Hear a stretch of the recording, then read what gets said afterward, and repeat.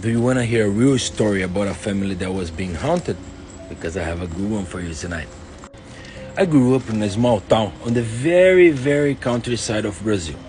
And just as most any small country town, everybody used to know everybody.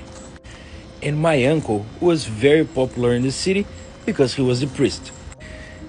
And as the city had only two priests and one church, everybody knew him. And for him was a very common thing after the masses, when he finished his lecture, that people would come him invite him over for lunch or dinner at their houses.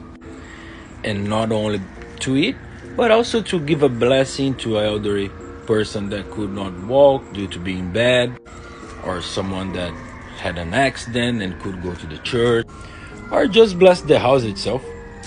And it was very common, especially for the elderly people, to be stuck in bed due to sickness or age, and as they could not go to the church no more, their family will invite him over their house to give them a blessing and for courtesy offer him lunch. And he has never denied a request of a blessing and a visit, not just because of the food, but especially because of the person.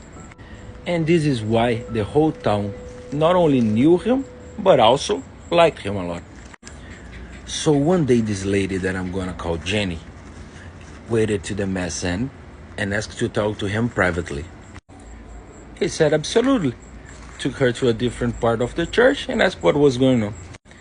And she said, "Father, there is some strange things happening in my house." And he asked her, "What is going on, my dear? How can I help you?" And she said, "Father, has been weeks that nobody sleeps on my house no more. Lately, I have been waking up in the middle of the night and then I cannot go back to sleep. So I'll go grab a glass of water in the fridge and my son is awake watching TV. I ask him why is he watching TV since he should be sleeping to go to school tomorrow, and he say he cannot sleep. Then I see my daughter with her bedroom light on and I open the door to check what's going on, and she said that she cannot sleep because she was having nightmares. I hear noise in the garage. I go check my husband there messing with his car, and he also said that he cannot sleep. And I know that it's perfectly normal for one person to lose sleep one night, but everybody every night, that's a little strange.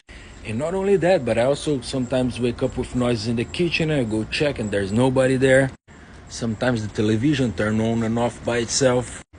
And last night I heard knocks on my bedroom door. When I opened the door to see what my kids wanted, there was nobody there. So I